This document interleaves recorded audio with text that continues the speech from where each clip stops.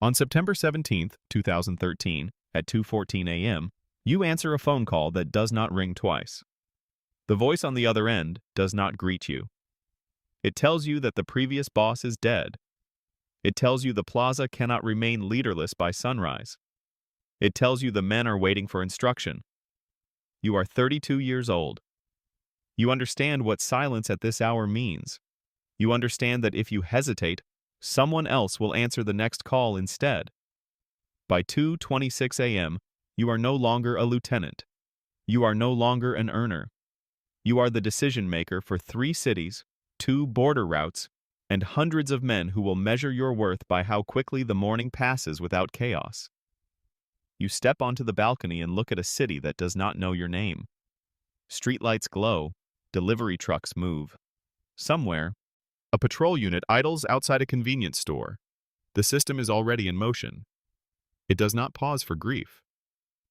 At 3:10 a.m., you approve your first order as boss. A checkpoint is reinforced. A debt is collected before daylight. A message is delivered in a way that cannot be misinterpreted. There is no ceremony, no vote, no speech, only continuity. By sunrise, your life has narrowed into one function: maintain control or be replaced. You do not feel powerful. You feel visible, and visibility, in your position, is permanent. Level 1. Entry point. You did not begin here. At 19, you were a driver. You transported sealed packages from one warehouse to another without asking what they contained. You were paid weekly, in cash, and instructed to speak as little as possible. You learned routes before you learned names.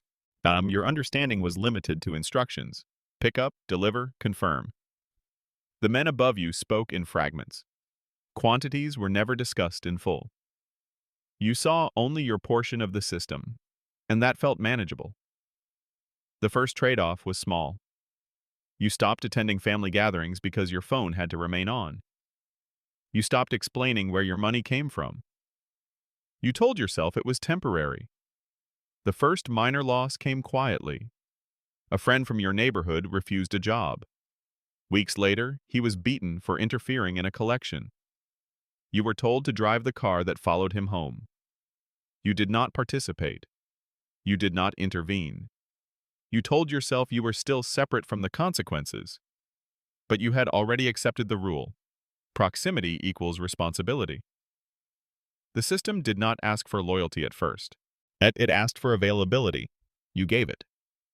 Level 2. Normalization phase. By 24, the structure becomes visible. You are no longer just moving packages. You are managing drivers. You assign routes, stagger departure times, rotate vehicles to avoid patterns. You begin to understand volume, not just delivery. You see how product flows from rural labs to urban storage points, then north toward the border in calibrated increments. You also begin to see the other layers. Police units that do not inspect certain trucks. Municipal officials who receive envelopes on the 1st of every month. Lawyers kept on retainer not for defense but for anticipation. The system is not chaotic. It is maintained. Exposure increases your usefulness. It also increases your stress. You wake up checking your phone before your eyes fully open, but you memorize license plates. You notice unfamiliar cars parked too long near a warehouse. You begin carrying 2 phones, one for coordination, one for insulation. At first, violence unsettles you. A collector returns with blood on his shirt and speaks calmly about resistance. The details are procedural: the warning, the escalation, the resolution. You listen without reacting. You nod. You approve the replacement of the debtor with someone more compliant. The friction fades through repetition. You tell yourself it is necessary. You tell yourself enforcement protects stability. You tell yourself stability protects income. Another layer is removed when you authorize your first removal. A transporter has been skimming product. The evidence is clear. You confirm the decision with a short message: handle it. You do not witness the outcome. But you know it happened because the report stopped mentioning his name. From that day forward, compliance feels less optional. Not for them, not for you. The system has absorbed you, and you no longer stand at its edge. Level 3. Responsibility. Shift. Responsibility does not arrive as a promotion. It arrives as exposure. At 28, you are placed in charge of a corridor that feeds directly into a border crossing. The volume doubles. So does the scrutiny.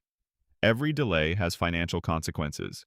Every mistake invites attention from competitors and federal agencies alike. For the first time, failure attaches directly to your name. A shipment disappears outside Monterey. The driver stops responding. The tracker goes dark. Within hours, you understand this is not theft. It is interception. Someone talked, or someone was followed.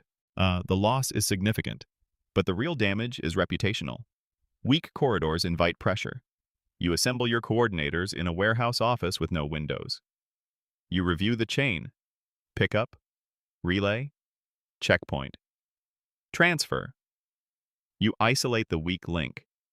A subcontracted driver with recent debt. A pattern of phone calls outside protocol. You do not raise your voice. You outline the corrective action. He is located within 24 hours. Questioned. Information extracted. Confirmation obtained. The recovery of product is partial. The recovery of deterrence is total. You approve the final step because ambiguity would cost more than severity. After that, your behavior shifts from reactive to preventative. You rotate crews more frequently. You shorten communication windows. You limit knowledge distribution even further.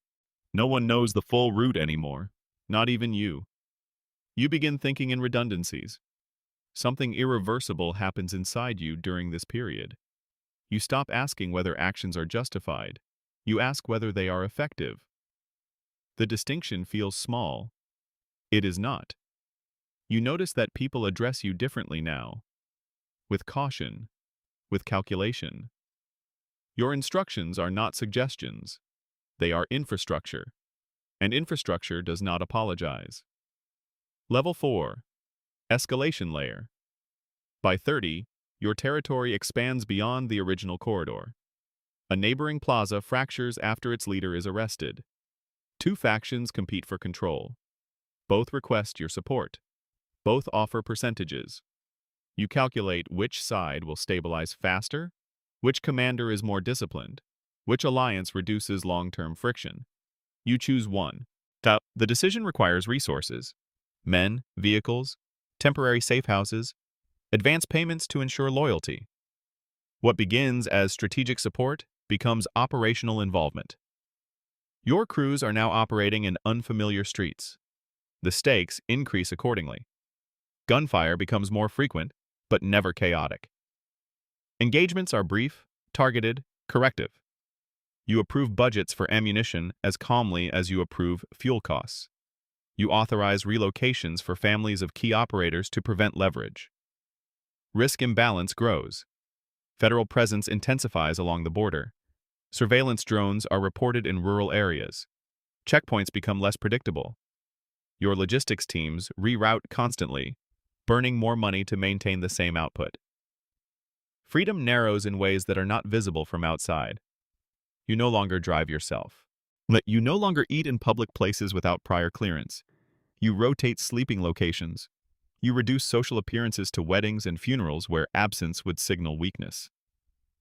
Paranoia does not feel dramatic. It feels procedural. You begin scanning rooftops automatically. You memorize the sound of different engines. You trust fewer people with proximity. Even success carries instability. The faction you supported wins. Their loyalty lasts exactly as long as your strength appears intact. You increase payments to their commanders to prevent future fractures. Expansion has made you larger. It has also made you heavier. Every new alliance is a future liability. Every new route is another seam that can split. And the system does not slow down simply because it has grown. Level 5 power versus pressure authority consolidates quietly. By the time you assume full control of the region, there is no public announcement. Payments simply begin flowing through you. Disputes are routed to you for arbitration. External groups request meetings before entering your territory. Your name carries weight. It also carries obligation. Control expands beyond transport. You oversee distribution cells, enforcement units, political liaisons, and financial channels designed to cycle revenue through construction projects, import businesses, and cash-intensive storefronts. You are no longer managing shipments. You are managing continuity. With authority comes multiplication of threats. Rivals test boundaries with minor incursions. A truck intercepted. A low-level dealer pressured to switch allegiance. None of it decisive, all of it probing. You respond proportionally, never excessively. Overreaction signals insecurity. Underreaction invites repetition. Simplicity disappears. Each decision requires layered consideration. Immediate cost, retaliatory probability, law enforcement response, internal morale. You cannot act on instinct alone. You act on equilibrium. You hold meetings in controlled environments, rooms swept for devices, guarded by men who rotate weekly to avoid patterns. Even inside those rooms, information is compartmentalized. No one hears everything. Dependency on the system deepens.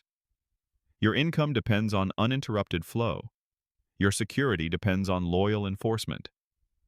Their loyalty depends on steady payment. Payment depends on safe routes. Routes depend on cooperation from officials whose loyalty depends on continued compensation. Remove one element, and the structure trembles. But you begin to understand that power is not ownership. It is maintenance. You do not control the system.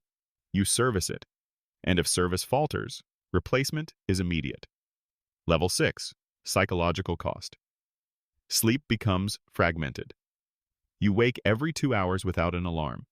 Not from nightmares, from calculation. You replay conversations for inconsistencies. You reconsider instructions for unintended signals. You analyze tone, posture, pauses. Hyper-awareness feels necessary. It is also exhausting. Isolation increases gradually. You reduce direct contact with childhood friends because proximity creates leverage. You limit family interactions to controlled environments. Birthdays are attended briefly. Conversations remain surface level. You no longer share unfiltered thoughts with anyone. Trust narrows to utility. You begin carrying 2 security details, one visible, one discreet. Even within those teams, loyalty is monitored. You rotate personnel to prevent attachment. Attachment invites vulnerability. Your identity shifts from person to position. People do not speak to you casually anymore. They present reports. They ask for authorization. Even laughter in your presence carries tension. You recognize that affection has been replaced by calculation. Physical symptoms emerge in subtle ways. Jaw tension, shallow breathing, persistent scanning of entry points. You sit facing doors automatically. You memorize escape paths in unfamiliar buildings within seconds. You notice that your internal dialogue has changed. You no longer ask what you want. You ask what maintains balance. Balance requires constant input. There is no true rest. Even vacations are staged in controlled properties. Even relaxation is supervised. The cost is not dramatic, it is cumulative. You remain alive. You remain in control. But the distance between who you were and who you are has widened beyond recovery. And the system continues to demand clarity, speed, and discipline, regardless of how much of you has already been consumed. Final reality. You once believed leadership meant control. Years later, you understand it means exposure. Every decision you made, every corridor reinforced, every alliance negotiated, every removal authorized, was framed as strategic necessity. You told yourself you were shaping the system.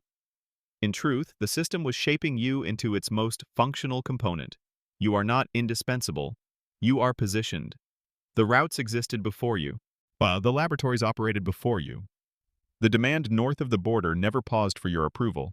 Money moved long before your signature stabilized it. When you assumed command at 2:14 a.m., you did not create anything new. You inherited momentum. And momentum does not require personality. You begin to notice something unsettling. The structure adapts faster than any individual within it. When enforcement intensifies, logistics adjust. When a lieutenant falls, another is promoted. When a corridor closes, alternatives activate. Even internal betrayals are absorbed as recalibrations. You once feared rivals most. Now you understand the greater pressure comes from continuity itself. The flow must not stop. Payments must not stall. Messages must remain consistent. If you hesitate, the same mechanism that elevated you will replace you. Power, in this context, is conditional maintenance. You are surrounded by men who would protect you without question, until protecting you threatens their own survival. Loyalty is stable only while it aligns with income and security. The moment imbalance appears, calculations shift. You look back at the 19-year-old driver who believed he stood at the edge of something temporary. He imagined exit strategies. He imagined accumulating enough to leave. What he did not understand is that the higher you rise, the fewer exits remain. Visibility locks you in. Eventually, an arrest, a betrayal, or a strategic handover will occur. It may happen abruptly. It may unfold slowly through negotiated transition. When it does, the system will not collapse. It will reorganize. Another phone will ring. Another voice will say the plaza cannot remain leaderless by sunrise. And someone younger, more adaptable, less exhausted will step onto a balcony and look at the same city lights you once watched, believing, as you did, that they are now in control. The system will continue, with or without you.